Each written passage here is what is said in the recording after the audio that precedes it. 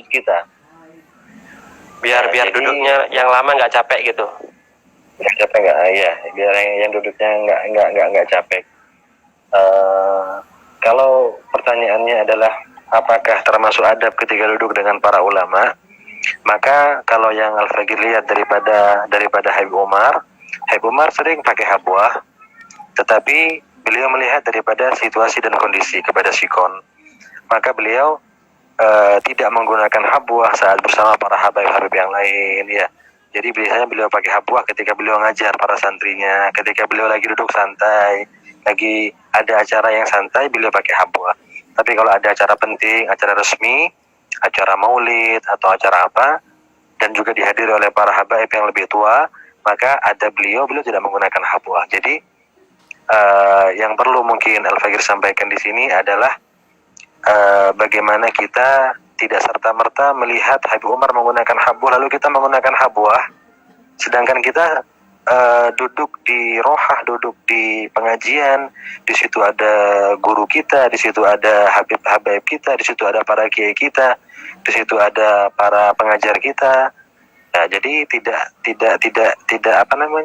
tidak menunjukkan daripada seorang adab seorang santri.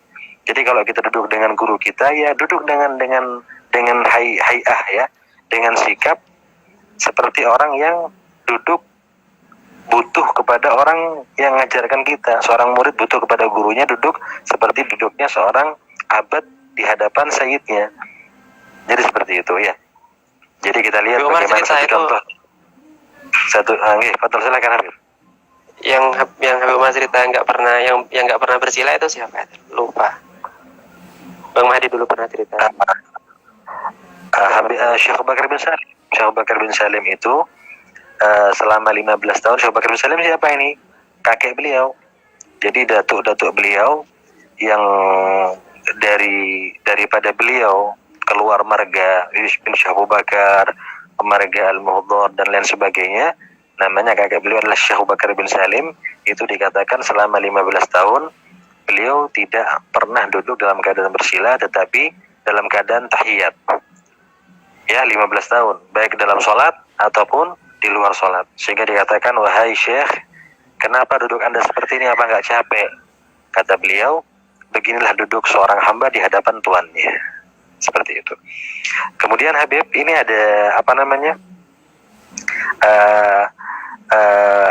tentang habwah. Jadi Hebbar pernah cerita tentang satu orang Habib yang namanya Habib Mustafa Al-Muhdhar yang tinggal di daerah Doan. Doan itu sekitar berapa kilo? Sekitar perjalanan 3 jam dari Tarim. Nah, di Doan itu kebiasaan orang-orang di sana itu menggunakan habwah, pakai habwah. Jadi ngambil syal lalu diikat di punggungnya, diikat kedua lututnya, kemudian diikat seperti itu. Jadi agar nggak capek duduknya. Jadi ketika Habib Mustafa Al-Muhdhar yang berasal dari daerah Doan itu pergi ke Tarim. Nah, pergi ke Tarim, maka di Tarim dia mendapati sebagian Habib tidak pakai habwah. Jadi kata Habib ini sekedar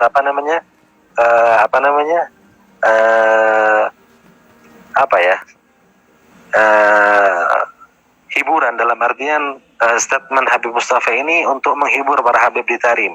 Pada saat itu adalah zamannya Habib Alwi bin Syihab. Habib Alwi ini adalah kakek daripada Habib Abdullah yang meninggal beberapa waktu yang lalu. Habib Abdullah bin Muhammad bin Alwi bin Syihab, Habib Alwi, di zamannya Habib Alwi. Maka ketika melihat Habib Alwi tidak pakai habwah pada saat itu, karena Habib Alwi menghargai Habib Mustafa yang lebih tua, kan dihargai. Jadi orang-orang Tarim nggak pakai habwah pada waktu itu. Jadi Habib Mustafa ini ketika sampai di Tarim nggak ada orang yang pakai habwah pada saat itu, para habibnya. Maka kata beliau, di Doan, ya, di tempat saya Doan itu semua orang pakai habwah, illal himar katanya, kecuali keledai yang nggak pakai habwah. Semuanya pakai habwah. Jadi kata beliau, artinya semua orang di mana? Di Doan itu pakai habwah, baik pada duduk di majelis taklim atau apa. Nah, cuman kalau di Tarim itu biasanya para habibnya tidak pakai habwah.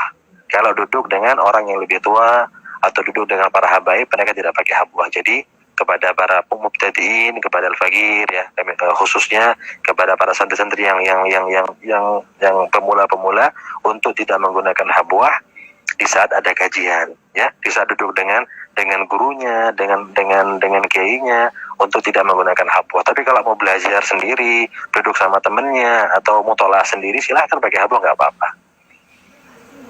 Masya Allah. Nah, ini Habib ada pertanyaan Habib. Pertanyaan tentang akhlak beliau terhadap yang lebih tua. Misalnya ini akhlak beliau kepada abang beliau Habib Masyhur. Habib Ali Masyhur ini adalah mufti Tarim, ketua mufti di kota Tarim saat ini adalah kakanda daripada Habib Umar yang namanya Habib Ali Masyhur. Antum bisa ceritakan sedikit Habib bagaimana akhlak beliau? Iya. Jadi Habib Umar ini kalau saya ceritakan mengenai akhlak dan adabnya itu, ilmunya Habib Umar ini Allah. Allah. Nah, suaranya jelas Habib. Gambarnya agak terputus sedikit. Allah. Nah, Allah. Iya jelas Habib. Iya. Jadi ilmunya Habib Umar kan banyak ya, subhanallah, banyak banget ya. Tapi saking adabnya beliau, saking akhlaknya beliau, saking indahnya tutur kata beliau dan semuanya itu, sampai ilmunya itu ketutup semua sama adabnya gitu. Saking yang kita lihat daripada Habib Umar tuh adab gitu. Ya kan, saking adabnya luar biasa ya. Beliau itu seperti yang kita tahu, itu beliau itu nggak pernah jalan di depan kakaknya Habib Masyhur. Selalu berjalan di belakang kakaknya Habib Masyhur. Dan ini termasuk adab beliau kepada orang yang lebih tua ya. Bahkan bukan kepada kakak beliau saja, kepada semua orang yang sudah tua. Semua orang yang sudah tua. Bahkan adatnya beliau ketika duduk di majelis taklim, sebagaimana yang antum tahu, kalau di majelis taklim tersebut ada beliau di depan sendirian, duduk di kursi atau di bawah, tapi di depan misalkan, dan di depannya ada murid ataupun ada jamaah majelis taklim dan lain sebagainya. Itu Habib Umar sebelum memulai majelis, Habib Umar pasti bilang begini kan, yang umurnya di atas 50 tahun maju ke depan sini. Artinya apa? Beliau itu menghormatin orang yang sudah umurnya tua untuk duduk bersama beliau di depan. Jadi beliau itu menghargai orang yang lebih tua umurnya. Bahkan itu pribadi di rumahnya Habib Umar itu ada namanya Ami Basyah. Ya, mungkin antum tahu itu. Ami Basyah itu orang dulu, tapi udah meninggal, Allah yarham ya. Meninggal 2 tahun lalu atau setahun lalu. Itu Ami Basyah itu tinggalnya di rumahnya Habib Umar sama antum, sama saya ya kan, di kamar sebelah itu. Tinggalnya di situ kan. Ini Habib Basyah ini sudah terkenal kan. Ini Habib Basyah ini untuk perlu diketahui, ini tinggal di rumahnya Habib Umar juga ya. Sudah tua orangnya, udah umur 90 tahun, 90 lebih, sudah tua, sudah lupa-lupaan sudah. Jadi kalau misalkan ada tamu di rumahnya Habib Umar, Habib Basyah ini disuruh duduk di depan, di pojok, di atas kursi sama Habib Umar. Habib Umar di bawah, tapi Habib Basyahnya di atas. Padahal Habib Basyah bukan orang alim ya, bukan orang pintar, orang biasa-biasa, tapi dihargain sama Habib Umar karena usianya yang sudah tua. Duduk dia di atas kursi. Habib Basyah ini kan tinggal sekamar sama Saugi, ya kan? Habib Basyah ini sifatnya, kalau beliau bicara, itu nggak berhenti-berhenti udah. Sekalinya bicara ngomong terus kan gitu. Kan biasa orang tua begitu. Lupa-lupaan kan udah, ya kan? Jadinya beliau kalau bicara, kadang anak dengerin, kadang anak pergi langsung begitu, ya. Kan namanya orang tua kan ya. Subhanallah, suatu ketika itu ada tamu di rumahnya Habib Umar. Tamunya banyak. Dan Habib Basyah ini duduk di pojok seperti biasa, di atas kursi. Setelah tamunya semuanya pulang sekitar pukul 11:30 malam, baru selesai jalasah di rumah Habib Umar. Subhanallah, Habib Basyah ketika itu Habib Umar udah capek mukanya, sudah mau istirahat, sudah mau tidur, 11:30 sudah. Ternyata Habib Basyah di atas kursi. Ketika Habib Umar sudah mau beranjak pergi ke kamar beliau, dipanggil sama Habib Basyah. Diajak bicara sama Habib Basyah. Habib Umar udah dalam keadaan berdiri, udah capek, 11:30. Diajak bicara sama Habib Basyah. Yang mana kalau Habib Basyah ngomong ini udah ke barat ke timur, kan udah tua. Tapi saking menghargainya Habib Umar ini sama Habib Basyah, Habib Basyah Habib Umar sama sekali didengerin Habib Basyahnya ngomong, berdiri terus Habib Umar ngomong ke barat ke timur, Habib Basyah berdiri terus Habib Umar, sampai kita ashabul khidmah yang ngelihat itu pengen cepat berhenti Habib Basyah ngomong, kasihan sama Habib Umar, pengen Habib Umar cepat-cepat ke kamar udah, Tapi Habib Umar saking akhlaknya beliau, saking adabnya beliau, ditemenin Habib Bashar ngomong beliau sampai kapan? Sampai 15 menit lebih itu aneh hitung itu waktu itu. Itu akhlak beliau sama orang yang tua ya begitu. Nah, Masya Allah. Nah, Alhamdulillah.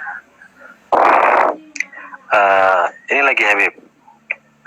Tentang akhlak Habib Umar ketika Habib Umar diundang untuk hadir akikah. Biasanya ini apa yang dilakukan oleh Habib Umar nih?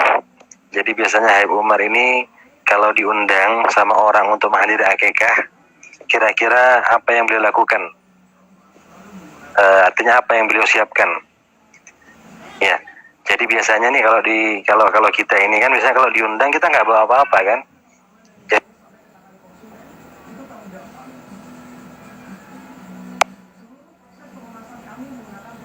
Biasa Habib Umar ketika menerima undangan khusus akikah. Coba antum aja yang jawab coba. Okay. Masya Allah, antum ini tahu, antum juga tahu hal ini. Seperti yang antum sudah pahami, Habib Umar itu memiliki akhlak yang luar biasa itu. Akhlaknya Habib Umar ini bagaimana ya? Membuat orang itu semakin jatuh cinta kepada beliau. Ya. Dan saya pelajari daripada Umar tentang bagaimana akhlak beliau di dalam menghadiri akikah. Satu contoh, kalau kita di Indonesia, kita hadir akikah sudah sekedar hadir, kita hadir baca doa, kalau perlu ada ceramah, sudah selesai. Nanti pulang kita mungkin dapat bingkisan dan lain sebagainya. Tapi kalau Habib Umar, subhanallah, maka kebiasaan Habib Umar itu kalau mau hadir akikah, maka beliau siapkan dzarf, siapkan badlah. Apa itu dzarf? Apa itu dzarf Habib? Nah, dzarf itu adalah uang, sejumlah uang yang dimasukkan ke dalam amplop. Dan juga badlah itu adalah perlengkapan baju bayi. Jadi ketika kita menyiapkan dzarf, itu uangnya Habib Umar, ya, disiapkan dalam amplop dan juga satu kotak, satu set pakaian bayi itu nanti akan diberikan kepada orang tua daripada bayi tersebut untuk diberikan kepada anaknya. Jadi bukannya mereka yang memberikan hadiah kepada Habib Umar, tetapi Habib Umar yang memberikan hadiah kepada mereka. Ya, terutama jika seandainya si tuan rumah ini bukan orang yang mampu, maka akan Habib Umar tambah uangnya. Ya, Allah. Akan Habib Umar tambah. Jadi mereka ini subhanallah. Jadi mereka ini ketika kedatangan Habib Umar, ini jangankan Habib Umar bawa apa-apa, nggak usah bawa apa-apa. Mereka sudah sangat senang sekali. Bahkan saya mendengar dengan kehadiran beliau aja udah senang ya. Udah senang luar biasa. Habib Ali bin Abu Bakar bin Syu'ab Bakar, Habib Ali kita nyebutnya Habib Ali Bakar di Tarim, termasuk murid Habib Umar. Habib Ali Bakar mengatakan Habib Umar ini adalah hiasan majelis. Artinya apa? Kalau ada majelis dihadiri sama Habib Umar ini semakin semarak.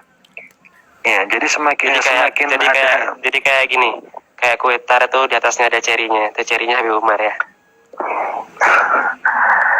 Ya, indah seperti itu. Jadi mereka tuh sangat senang. Lah ini gimana? Seandainya Habib Umar datang lalu ngasih barokah ke mereka.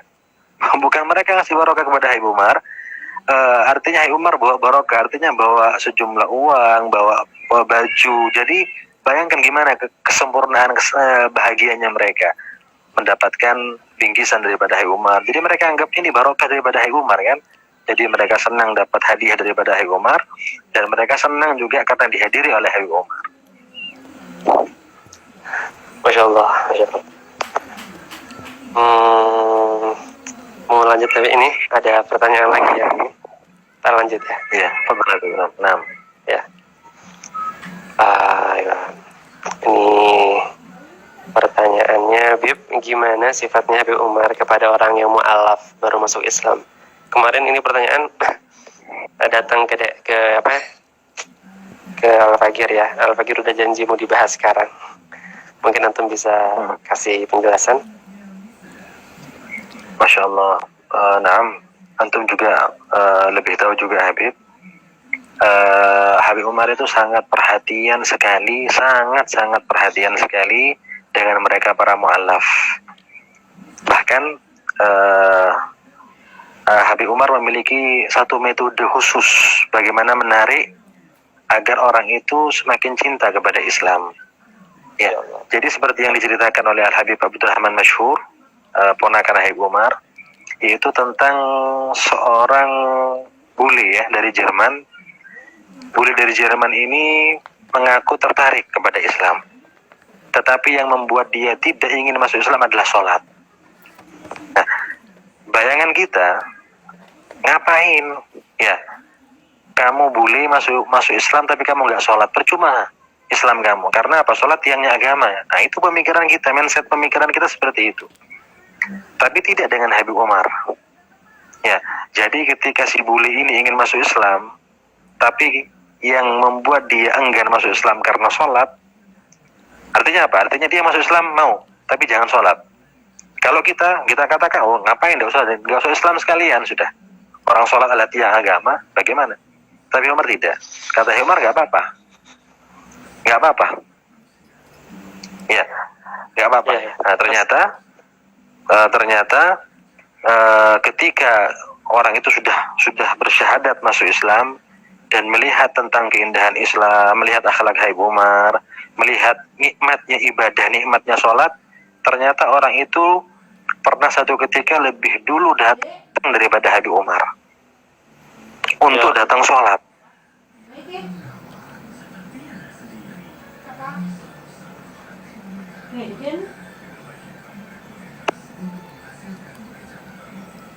Lingkaran kekufuran, masukkan dulu ke dalam lingkaran keislaman. Toh nanti ketika dia tidak sholat atau tidak sempurna sholatnya itu lebih ringan daripada ketika dia itu masih kafir. Keluarkan dulu dia, ya selamatkan dulu dari jurang kekufuran, ya masukkan dulu dalam lingkar keimanan, ya nanti seandainya dia lalai dalam sholatnya, ya seandainya dia tidak melaksanakan tugas sebagaimana mestinya, maka itu lebih ringan daripada ketika saat dia kafir. Iya. Jadi ini juga ajaran buat kita ya, jadinya buat teman-teman yang pengen masuk bagaimana Islam. Bagaimana rahmatnya Habib Umar. Dan ini juga mencontoh daripada datuk beliau Nabi Muhammad. Ketika Nabi Muhammad menangis melihat satu orang Yahudi, jenazah Yahudi yang lewat, iringan jenazah Yahudi yang lewat di hadapan beliau, kata sahabat ya Rasulullah, kenapa Anda menangis? Apa kata Rasulullah? Satu jiwa yang terlepas dari genggamanku, satu yang lepas daripada hidayah Allah Subhanahu Wa Taala ini, karena Nabi Muhammad tahu kemana dia akan mengarah. Itu jadi itu diantara perlakuan beliau kepada mereka para mu'allaf. Bagaimana kita juga mencontoh akhlak beliau, bagaimana kita menarik hati daripada orang-orang agar semakin cinta, bukan benci kepada Islam, tapi semakin jatuh cinta kepada Islam dengan akhlak kita yang baik. Iya, Masya Allah. Terus Ana teringat ya sama ada seorang mu'allaf ya dari Amerika, namanya Asad. Ya, Asad ini orangnya tinggi besar, ada 2 meter ya tingginya ya. Orang Amerika, rambutnya panjang segini ya. Masuk Islam itu kan ya. Itu gimana perhatian Habib Umar yang luar biasa ya sama Asad itu ya. Ini untuk perlu kita tambahin ya. Nah, tambahin dikit ya. Jadi Habib Umar ini waktunya ini sibuknya luar biasa. Waktunya Habib Umar ini sibuknya luar biasa.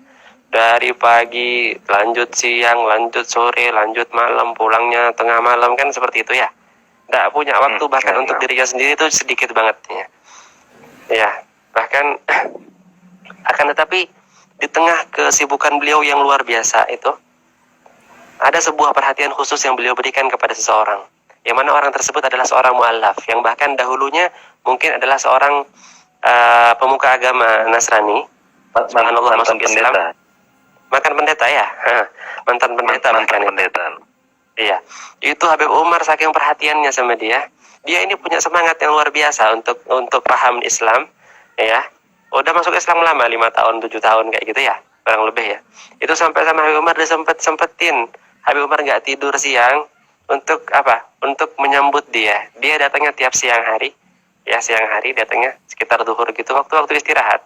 Tapi Habib Umar sengaja untuk menyempatkan waktunya untuk apa? Untuk ngajarin beliau.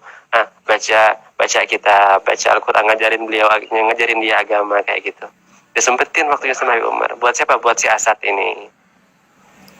Ya, Masya Allah Habib. Ini semakin lama semakin menarik Habib. Terlebih topik kita adalah tentang Habib Umar ini.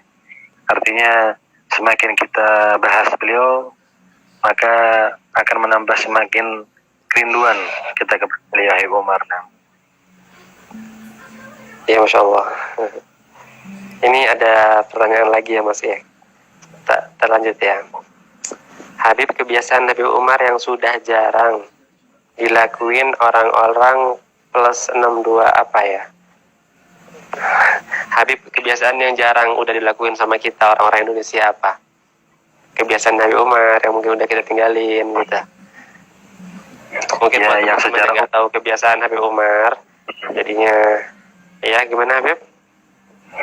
Jadi secara umum kita ambil yang mudah-mudah ya. Satu contoh, Habib Umar itu mungkin sudah antum jelaskan Habib di beberapa kesempatan. Perhatiannya Habib Umar yang luar biasa kepada siwak. Ya, yang mana siwak ini merupakan sunnah mahjurah di beberapa tempat di negara kita. Terus terang ini tidak banyak dilakukan. Iya, jarang yang pakai. Padahal Habib Umar dan juga orang-orang di Talim itu sangat perhatian. Jangankan kita bicara tentang Habib Umar, begitu perhatiannya kepada siwak. Di Darul Mustafa itu kan kadang-kadang supir taksi ya, atau orang-orang yang jualan di sekitar Darul Mustafa itu ketika sholat, mereka ini orang awam, supir taksi atau supir apa, ojek atau apa, itu ketika sholat itu subhanallah mengeluarkan sesuatu daripada kantongnya. Apa yang dikeluarkan? Siwak. Jangankan ulamanya, orang-orang awamnya pun sangat perhatian kepada siwak. Ini yang pertama. Kemudian Habib Umar juga memperhatikan tentang qiyamul lail. Bahkan Habib Umar sering mengutip sebagian kalam daripada kaum solehin yang mengatakan siapa yang tidak punya wirid qiyamul lail maka itu bukanlah santri. Jadi katakan santri itu lalu tidak qiyamul lail, tidak bangun malam, tidak sempatkan dia sholat sebelum subuh, ya, tidak dia sempatkan bangun sebelum subuh dia sholat, maka itu bukanlah santri. Ya, jadi perhatian Habib Umar kepada siwa, kepada qiyamul lail, ya kan, itu sangat luar biasa. Dan juga bisa antum tambahkan Habib, mungkin apa yang bisa antum sampaikan kepada ikhwan, juga kepada Al-Fagir, mudah-mudahan Al-Fagir bisa menerapkan sedikit daripada akhlak beliau. Fadhil Habib. Tentang apa? Mungkin Habib ini yang mudah, mungkin yang sangat mudah. Juga saya ingat ketika antum juga posting di Instagram antum, bagaimana ketika Habib Umar akan masuk ke dalam rumah. Ini kalau kita kan kadang-kadang sebagian kita ini kan kadang lupa, nggak perhatian mau masuk kaki kiri, kaki kanan. Tapi ketika kita ngeliat Habib Umar, bagaimana Habib Umar masuk ke rumah beliau, masuk ke masjid, maka menggunakan kaki kanan. Ya. Dan kadang ketika beliau keluar dari musola, ya, keluar dari masjid, keluar dari rumah, atau ketika beliau itu keluar dari masjid misalnya akan pakai sandal beliau, ya, maka beliau keluar dengan kaki kiri. Lalu bagaimana beliau menyinkronkan dengan kaki kanan beliau? Ketika keluar kaki kiri, terutama itu di tangga ya, kalau tangga turun kan mungkin langsung masukkan kaki kirinya langsung turun tangga langsung masukkan kaki kiri kan tidak mungkin, iya kan? Jadi gimana caranya Habib Umar itu? Jadi ketika beliau keluar dari masjid ada tangganya di bawah, sandal beliau kan di bawah, maka beliau keluar dengan kaki kiri, itu beliau injak sandal yang kiri, lalu beliau masukkan kaki yang kanan lebih dulu. Setelah masuk kaki kanan, baru beliau masukkan kaki yang sebelah kiri. Seperti itu Habib. Ya Allah, sampai segitunya ya. Sampai yang sedetail itu diperhatikan sama Habib Umar. Bahkan ketika Habib Umar tajdidul wudu ya, memperbaharui wudu beliau atau beliau akan ke kamar mandi, maka beliau buka gamis beliau, maka beliau buka seperti sesuai dengan sunnah. Ya, jadi beliau masang dengan kalau pakai baju itu yang kanan dulu, Ya, kalau buka Kalau orang-orang kita yang biasanya yang dulu kiri dulu lebih gampang. Orang-orang kita lebih biasanya gampang. kalau yang kiri. Nah. Tapi sunahnya kan dari kanan ya. Terus Dari kanan ya. Kalau buka kan dari kiri kan seperti itu Habib. ya. Ya. Jadi hal-hal yang sedetail itu dipraktekkan oleh Habib Umar. Teringat Habib juga ada apa namanya kalam daripada dua bersaudara ya, Al Habib Abdullah bin Husain dan Habib Thahir bin Husain bin Thahir Habib. Ya, itu dikatakan seandainya seandainya ada orang yang masuk kamar mandi, masuk Baitul Khala ya ini. Masuk kamar mandi tapi menggunakan adab Islam, maka dia akan keluar dengan nur ilmu, dengan cahaya ilmu. Masya Allah. Jadi mengapa orang-orang tarim memiliki ilmu yang barokah? Karena mereka yuqarin bainal ilm wal amal. Mereka menggabungkan, memadukan antara ilmu dan amal. Subhanallah, Allah. Ini Habib, ada pertanyaan juga Habib. Artinya mungkin antum pernah menyaksikan bagaimana perhatian Habib Umar kepada anak-anak kecil, terutama anak-anak kecil yang dibawa oleh tamu-tamu yang bertemu khusus di ruangan Habib Umar. Misalnya ada perjanjian khusus, ada janji khusus ketemuan misalnya. Biasanya itu mereka mengambil pertemuan khusus itu di samping orang tarim sendiri, juga ada orang-orang bule yang sudah berkeluarga yang mengontrak di sekitar Darul Mustafa. Itu biasanya mereka jika ada keperluan atau jika mereka ada yang ingin didiskusikan oleh Habib Umar, maka mereka membawa keluarga mereka, ya membawa istri mereka untuk berjumpa dengan Habib Umar. Dan biasanya di situ ada sitaroh, ada tabir yang menghalangi antara Habib Umar dengan pihak yang perempuan. Nah itu terkadang mereka itu kan bawa anak-anak Habib, bawa anak-anak kecil. Nah itu biasanya apa yang diberikan Habib Umar kepada mereka? Perhatian Habib Umar kepada anak-anak bule tersebut atau anak-anak tamu yang dibawa oleh orang tuanya saat berjumpa khusus dengan Habib Umar. Ayo. Mungkin semacam nak-nak gitu Habib. Ini yang nanya lebih tahu daripada yang ditanya ya. Nah, untuk Coba dijawab aja langsung. Iya.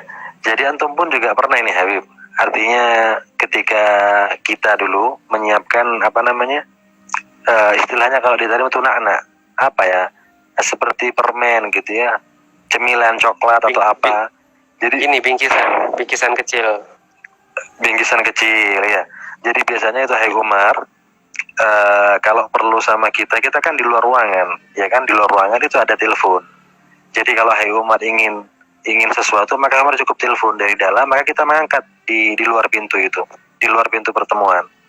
Jadi kita nggak masuk ke dalam, kecuali kalau masuk ke dalam itu kalau kita mengantarkan minuman atau sekedar cemilan kan begitu. Terkadang Umar di telepon itu bila minta tolong berikan sesuatu untuk anak-anak ini gitu.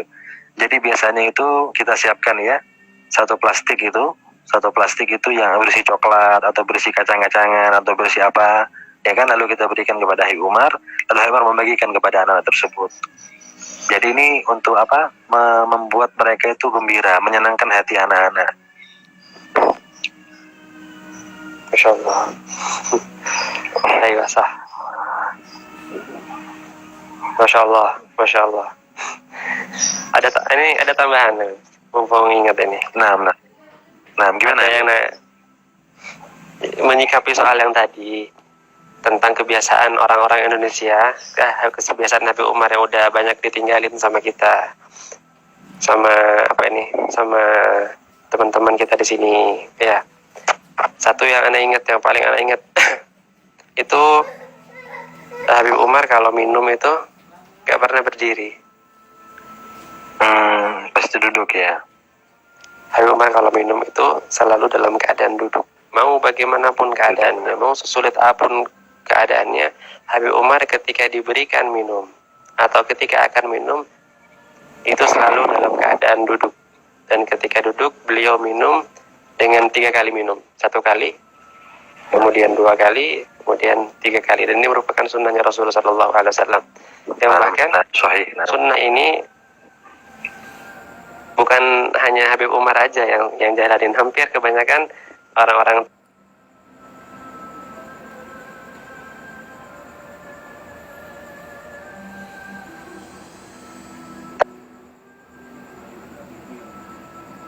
hebatnya mereka di dalam megang sunnahnya Rasulullah, sampai-sampai kalau orang minum berdiri tuh kayak dosa gitu.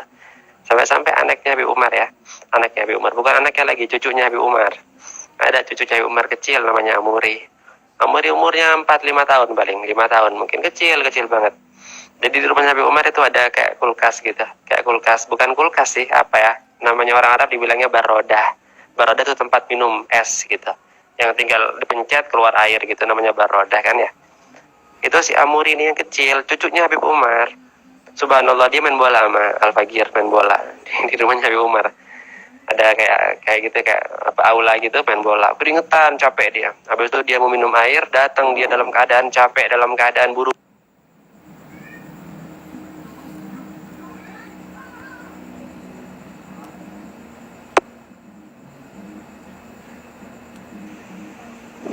Kecil.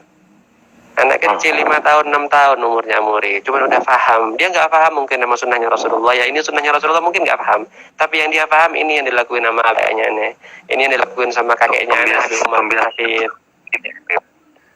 Kenapa? Ini namanya pembiasaan dini. Yang dibiasakan semenjak dini agar mereka terbiasa. Nah. Dan mungkin ini Habib, mungkin antum pernah dengar juga cerita awal Habib Ali Jufri mulai jatuh hati kepada Habib Umar, karena kita ketahui bahwasanya Habib Ali Jufri itu kan dulu berguru kepada Habib Abdul Qadir bin Ahmad As-Segaf.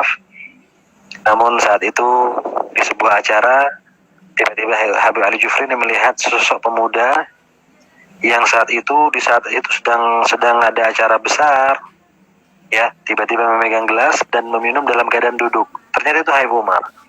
Dan dari pandangan pertama itulah, ketika melihat Habib Umar yang berpakaian sunnah, menggunakan imamah dengan jubah, lalu juga mempraktekkan ilmu beliau dengan cara duduk walaupun itu hal yang remeh, maka itu yang membuat Habib Jufri jatuh hati kepada Habib Umar. Ya, itu keadaannya begini. Yang saya dengar langsung dari orang yang mendengar langsung daripada Habib Ali Jufri.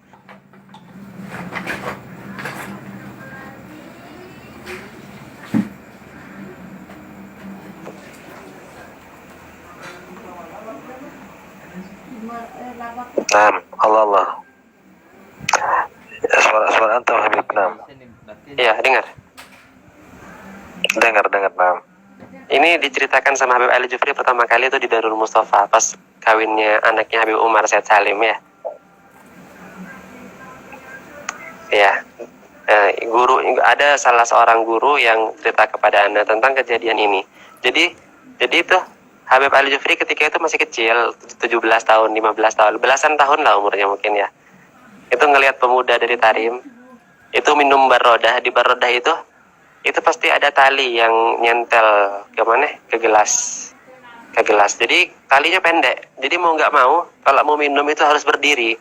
Kalau duduk tidak bisa, agak nyampe. Jadinya barodahnya kan tinggi, ada gelasnya, ada talinya lagi, biar orang-orang kalau minum nggak dimalingin itu gelasnya, ditaliin. Jadi kalau orang minum itu kejadiannya kan dijedah ini. Jadi kalau orang minum harus berdiri, mau nggak mau dah. Nah, talinya pendek. Tapi ketika itu Habib Ali Jufri ngelihat seorang orang pemuda dari Tarim 30-an, 35-an tahun, itu saking pengen nerapin sunnahnya Rasulullah, padahal itu gelas keikat sama barodah. Susah mau minum dalam keadaan duduk, susah, tapi dipaksain duduk jongkok, dipaksain. Biar apa? Biar ngikutin sunnahnya Rasulullah. Nah, karena itu jatuh hati karena itu. Masya Allah. Tambahan sedikit. Masya Allah. Naam.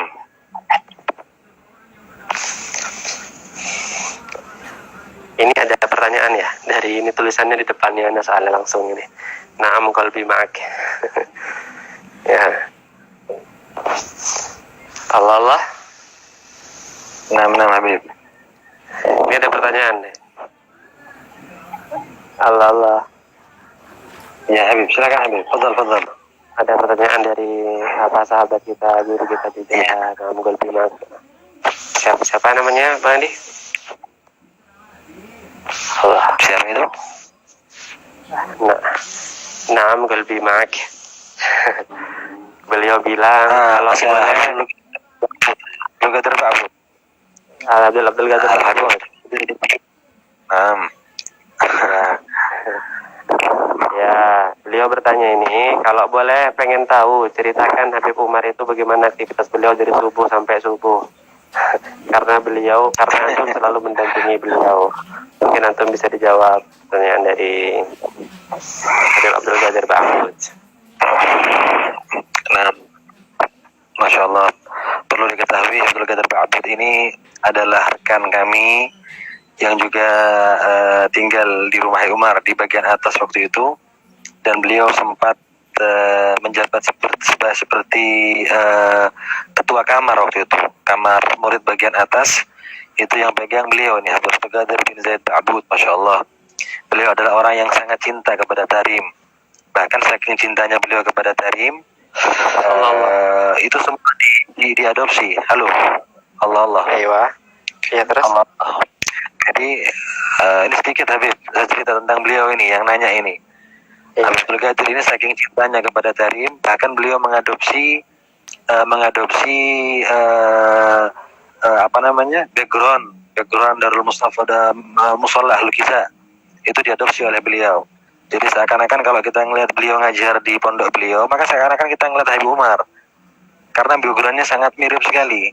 Kemudian di situ juga kelihatan di temboknya itu seperti kuburan Zambal. Jadi Masya Allah, ini takluknya beliau luar biasa semenjak beliau ada di Tarim. Masya Allah, zadallahu khair wal barakah insyaallah ta'ala. Amin. Mohon maaf ini saya jawab sedikit Habib ya. Wallah pertanyaan antum ini sangat susah Habib. Namun sebatas pengetahuan Al-Fagir, di antara kegiatan Habib Umar itu biasanya itu Habib Umar itu akan datang ke Darul Mustafa itu sebelum subuh. Ya. Itu bisa jadi Habib Umar itu mendekati waktu subuh beliau datang, atau beliau datang sebelumnya. Bahkan sebelum azan pertama. Ya, kalau misalnya azannya jam 4:30, maka beliau datang jam 3. Beliau sholat malam di situ, kemudian beliau berhizib. Hizibnya beliau itu dengan santri yang hafal Quran. Jadi ada hizib ya, tadarusan. Itu akan beliau duduk bersama mereka sampai menjelang subuh, lalu beliau akan membaca zikir. Kemudian setelah itu maka beliau akan sholat berjamaah subuh. Kemudian beliau ngajar sampai isyraq. Selepas isyraq maka beliau akan sholat isyraq, sholat duha, dan pulang. Ya, sebelum pulang itu kan capek. Bayangkan Habib Umar itu datang jam berapa?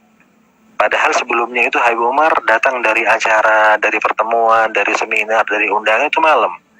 Ya kan?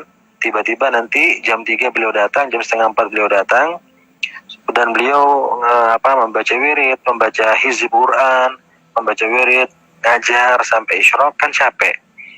Tapi beliau itu tidak akan beranjak selesai salam duha, karena beliau ngambil 4 rakaat di mana? Di Darul Mustafa, di Musholla Ahlul Kisah. Kemudian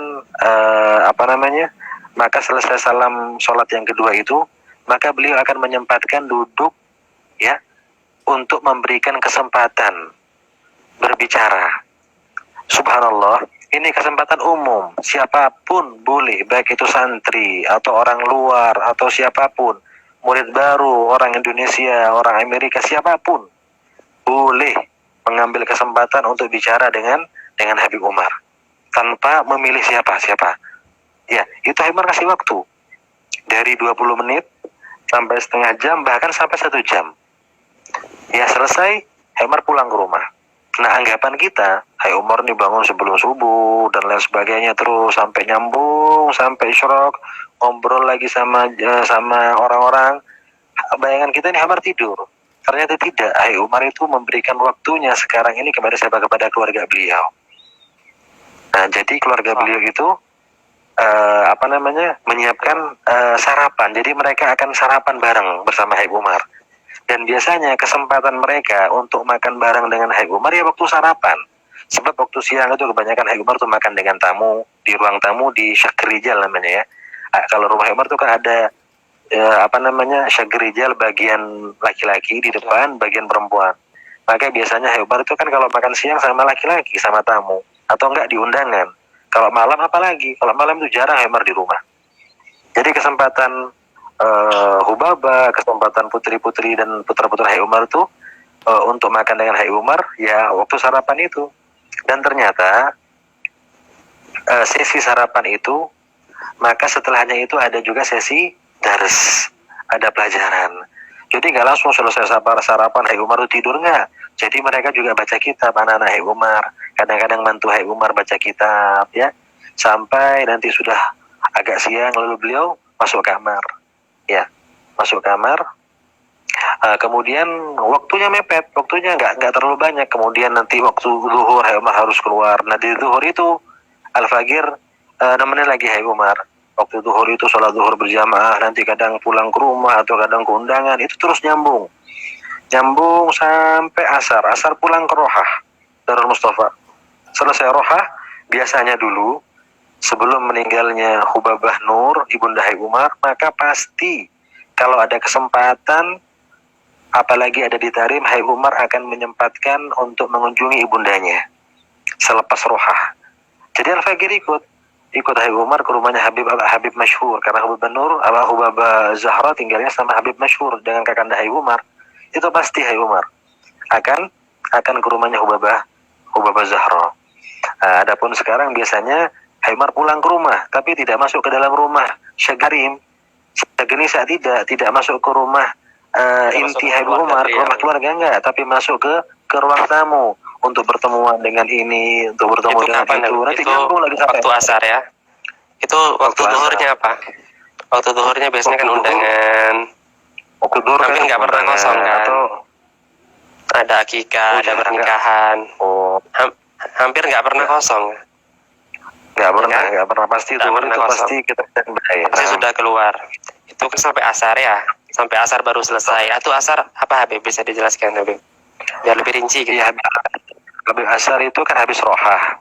Habis rohah itu kan apa, kajian waktu asar.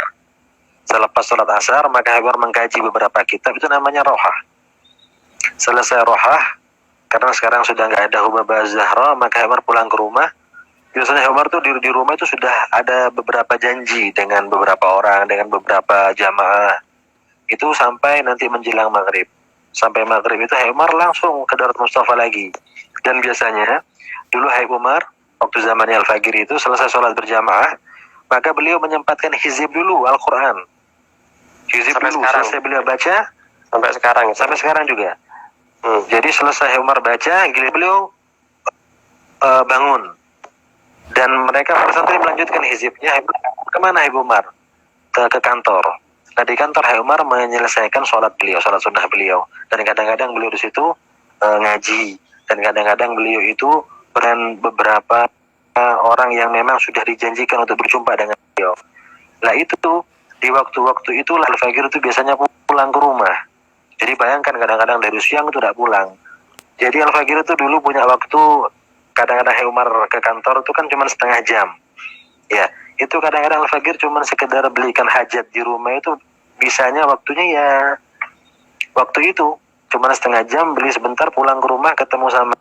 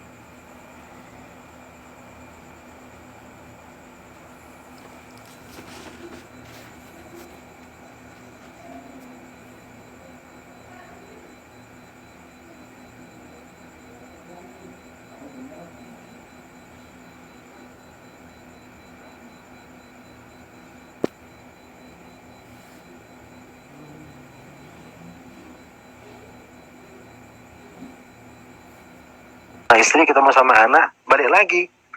Terus lanjut nanti itu.